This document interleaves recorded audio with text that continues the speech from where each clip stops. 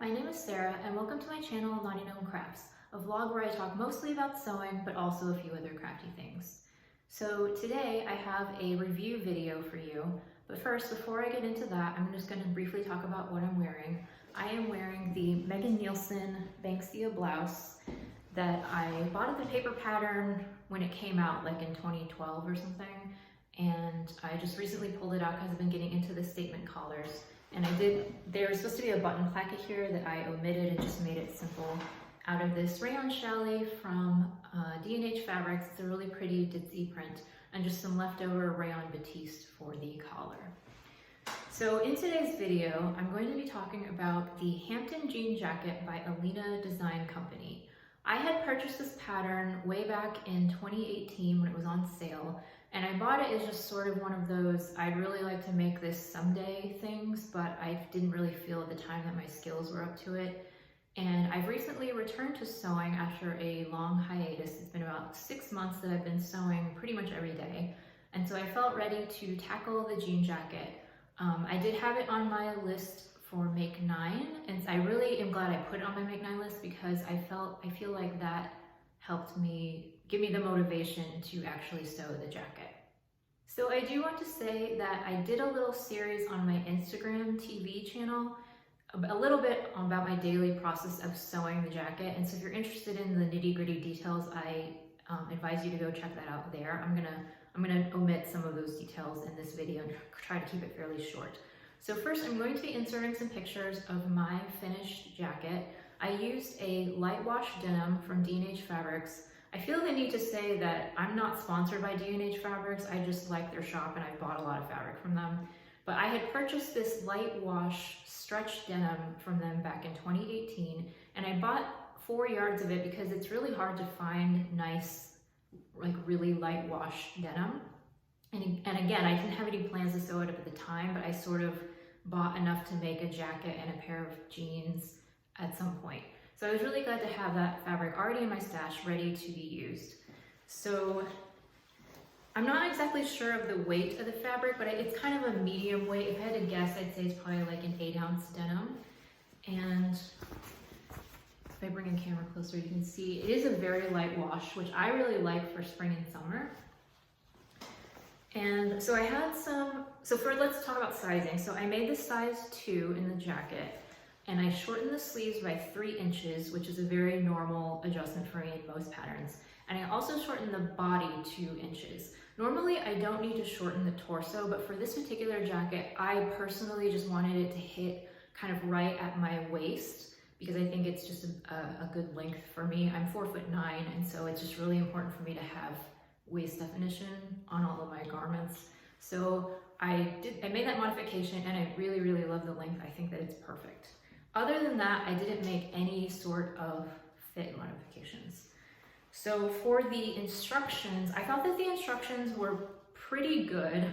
I had a little bit of snafu with the welt pockets. So this was totally my fault. It's not the company's fault, but just for the record, I have really bad spatial awareness, and I have a hard time flipping diagrams to be mirror images. So, like she shows you how to like layer the pocket bag and the front of the jacket and the welt. She has a little diagram for how to do that, and then it just says do the same thing for the reverse side.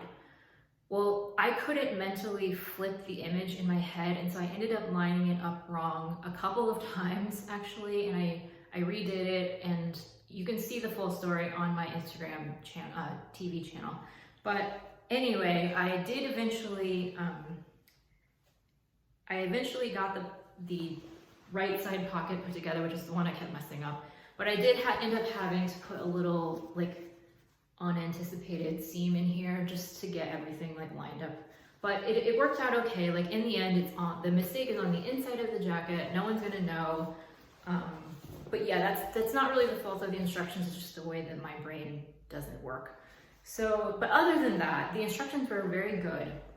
She does have a full sew along, but I was having technology problems that for some reason my computer just wouldn't load the pictures for the sew along. So I did not end up using the sew along because if you can't see any pictures, what's the point? So I just mostly went off the written instructions with the diagrams, and that was pretty much fine. One thing that I really thought with this pattern that was excellent was the drafting. So I have actually pretty much never had like a heavyweight pattern, whether it's pants or jackets. I've never had it go together so smoothly where all of the pieces really fit together. The sleeve got set in really easily. Like the collar like lined up really nice the way it was supposed to. Like the waistbands and the cuffs lined up the way they were supposed to. Like it was just, the drafting was really, really good. And I highly recommend the pattern based on that. I did do distressing on this jacket, so it takes extra time, but I just sanded like the seams before I top stitched, and I hammered them on the front side with a hammer to like hammer down the really thick parts, but also it helps to distress it. And because it's a really light wash jacket, the distressing is quite subtle, but I do like the effect because I think that since I did the distressing, it looks much more worn in than if I hadn't done that, and I just like that look a lot better. Just to show you, I did not do flat felled seams. I didn't want to, for my first jean jacket, I did not want to give myself the hassle, the extra hassle of trying to do the bulky flat felled seams. So I just serged it and like top stitched it down, and I think that worked out fine. I did use actual top stitching thread that I got from Wawak Sewing. And I have a bunch of that in my stash.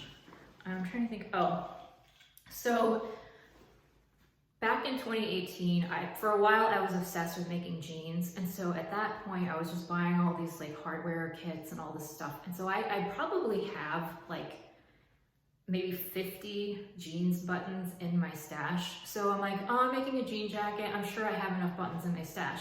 Well, I didn't even look at the instructions to see how many buttons are required, and I just didn't think about it. But this jacket actually uses 14 buttons, which is a lot of buttons. And so I was digging through my stash and I couldn't come up with 14 matching buttons, but I did have 12.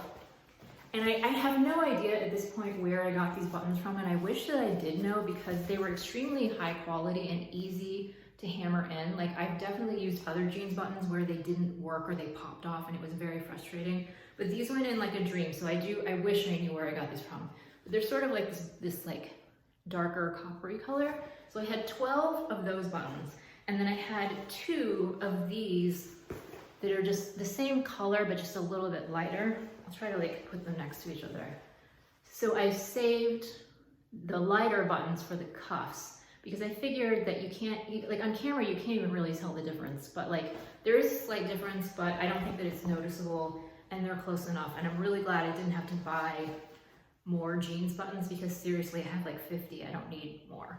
So, but that's definitely something to keep in mind for next time if I want to make a jean jacket. Like remember that it takes a lot of buttons. And I'm trying to think of anything else that I wanted to talk about. The construction of this, except for the welt pocket issue, it went really smoothly. It does take a lot of time, but it's actually not hard. It's kind of like making your first pair of jeans. If you just kind of go slow and follow the instructions, it's really not that difficult. And I was kind of surprised by how easily and kind of quickly this put together. I was able to construct the entire jacket in 4 days, which I thought was really good. So I love this pattern. The fit is absolutely amazing, and I totally want to make more of these. I kind of want to make like 5 more, which sounds crazy, but I was just thinking about, you know, if I had all the jean jackets I wanted in my wardrobe, what would they be? And I got my light wash jacket, and then I'd be like, well, it'd be nice to have like a darker wash one and like kind of like a raw denim one that's not distressed, like a really dark wash one. It'd be nice to have a colored one, like a red one maybe. It'd be nice to have a white one. It'd be nice to have a black one. And so I'm not gonna run out and, because this was such an involved make, I'm not gonna run out and like cut out another one tomorrow, but I definitely do want to revisit this pattern again. I think that it's excellent. And I'm just I'm actually, despite the trouble that I had, I'm really proud of myself because like, I think that this looks like a real jean jacket that you could have just picked up in a store and nobody would know the difference. And bonus, the sleeves are actually the correct length on me because I have very short arms. I'm 4'9". I have short arms and short legs. And I've never been able to buy a jean jacket where the sleeves were the right length. I always have to roll them up.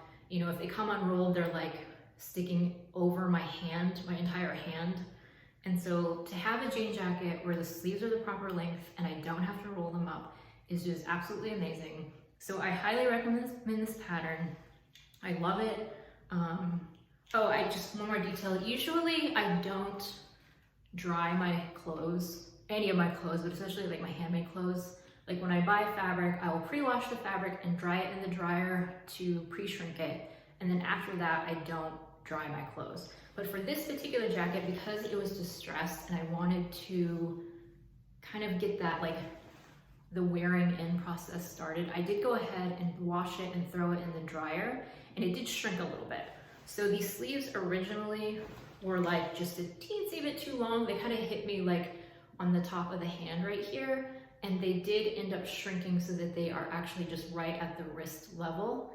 So keep that in mind if you do make a jean jacket and you plan on washing and drying it. It will continue to shrink, even though I did pre-wash this denim and I washed and dried it a couple of times, but it did go ahead and shrink another inch in the sleeves when I washed it. So if you're making a jean jacket, keep that in mind. You might want to like lengthen things a little bit more. So yeah, I think that is pretty much all that I have to talk about. I wanted to insert some footage of me wearing the jacket in a couple of different outfits so you can see what it looks like on.